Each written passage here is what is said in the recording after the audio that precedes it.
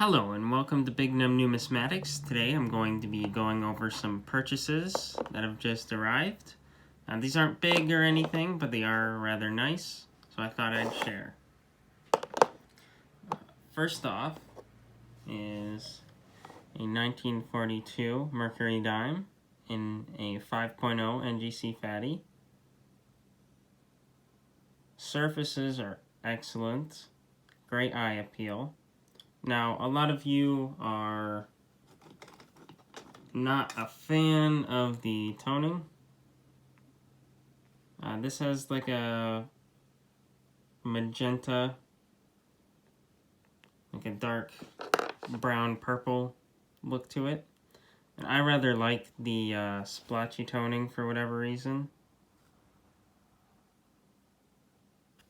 But the coin itself is very, very nice.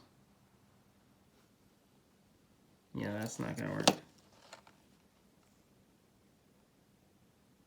And unfortunately, CAC is closed for the common folk while they get CAC grading situated. You can see this is in 1943. Looks very similar to the previous coin.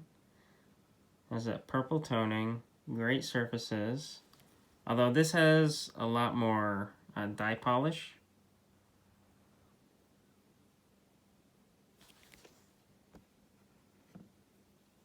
You can see in the fields, maybe. Okay, yeah, you can see kind of looks textured. It looks like there's hairlines or scratches, but those are raised. And that would happen after someone would take like a cloth or a rag or something to polish the dye up.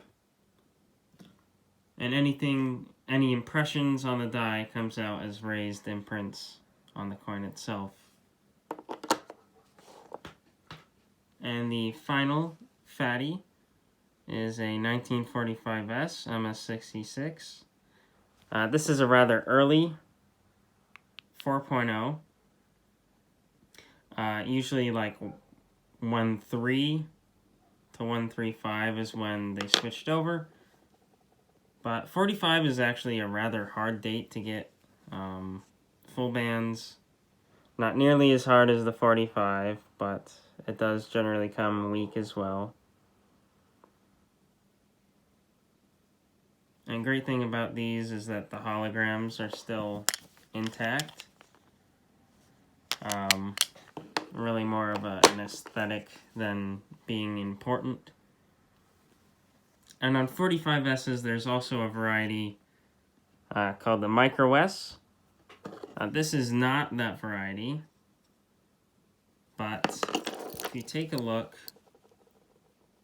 on a Micro S,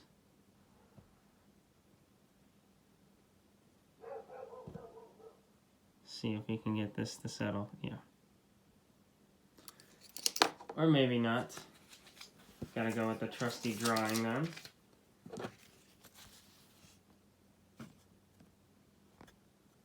So a Micro S is very small, and it's tucked in, so you have your leaf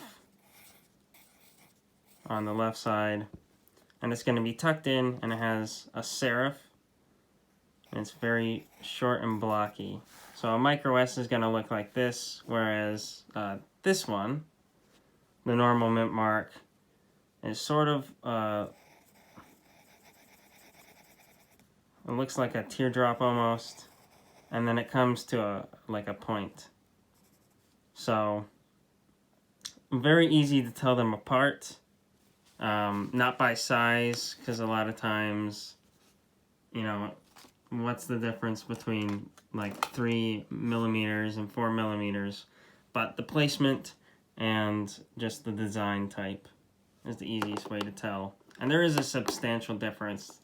That would be like a $150, $200 coin if it was a Micro S versus the $40 coin it is now. Next, it's a 1929D in an old green holder. Definitely a more common date, but it is a lot nicer just because you see so many 1930s and 1940s. Now from far away, you might be thinking, wow, that looks better than a 64, but if we zoom in, you can see there's quite a lot of chatter, but it's still really eye-appealing. And it's very close to full bands on the reverse.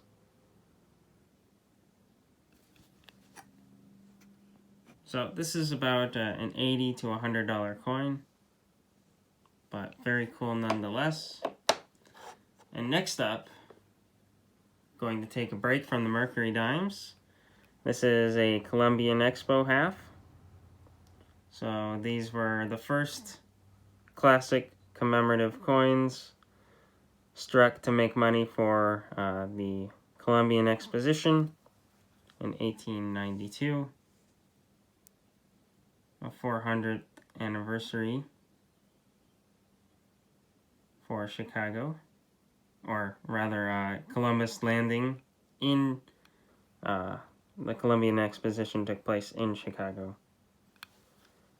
Most of these come very nice with like velvet toning because a lot of people immediately put them in presentation cases. But anything above like a 65 is quite rare. And finally, we have a semi-key date, depending on how you view it, Mercury dime. 21D. And I actually really like the old blue holders. I think they're a bit nicer than, you know, like the later old green holders. Find a lot better coins in there. You can see a lot of times, especially on the key date, circulated coins, they're a lot more lenient on, you know, just circulation damage, I guess. Hairlines, retoning, etc. But just a tad bit of luster remaining. Pretty dark coin, but this is a good album coin. That's only about a $600 coin. So thank you for watching. If you enjoyed, please let me know in the comments. And also, which one was your favorite? I would have to say this 1942 is just super clean and just very, very eye-appealing. Have a great day.